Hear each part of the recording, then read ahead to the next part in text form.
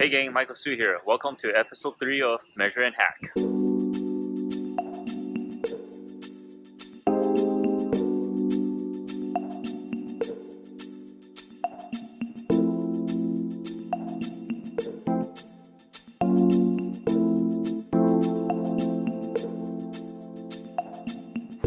So a ton of entrepreneurs come up to me and then they want to talk about these huge changes, these huge projects. For example, they come to me and say, hey Michael, I would love to increase my net profit by 20%, 30%, 40%. However, nobody is willing to think about the small, tiny changes. And in Measure and Hack, we keep talking about that. In order to improve, it's really about how do you find the smallest unit of change and be able to do something about that. For example, people come up to me and say, hey, I would like to increase 20% in net income. And then they are expecting that they need to increase prices by 20% to get that. That's not the case. Right here, I'm going to show you how just by moving 1%, you can have big impacts on your bottom line in your business. So you can see right here, all I did is move 1% of revenue, and now I'm at 12.58% impact on my bottom line. If I can reduce COGS by 1%, I'm at 14.78. So this is incredible. You can see from here that it doesn't take a lot. All you have to do is make small, tiny changes to see big impact on your bottom line. So what if I fill this out here? I'm going to go ahead and remove 1% on my production salary. I'm at 17.61. Another 1%, now I'm at 19% in bottom line. So I'm going to go ahead and fill this out completely. And you can see that by moving just 1% in all of the category, then I actually results in 24.16% in impact to my bottom line. Alright, so now that we know 1% change in different categories in your financials can actually make huge impacts, let's talk about the things that you can move. So business is actually really easy.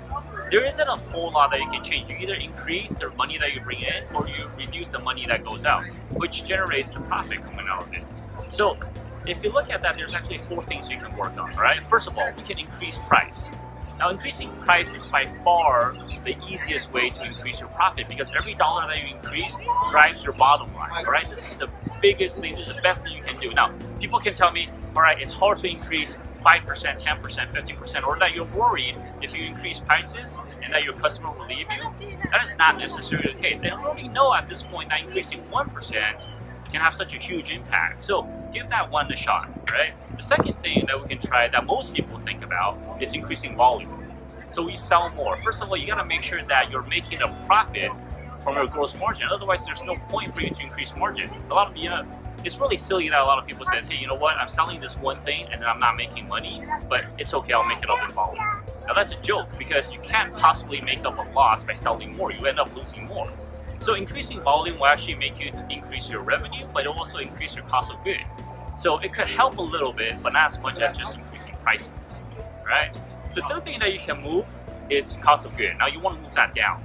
So by reducing your cost of good, let's say something costing $10 and now you reduce it down 10%, now it costs $9, that drives your bottom line almost the same way as in increasing prices. Now, not quite that much, but it's pretty good. So that's the third thing that you can move. Now the last lever is going to be the hardest to move. It's going to really impact very little of our bottom line, which is cutting your expense.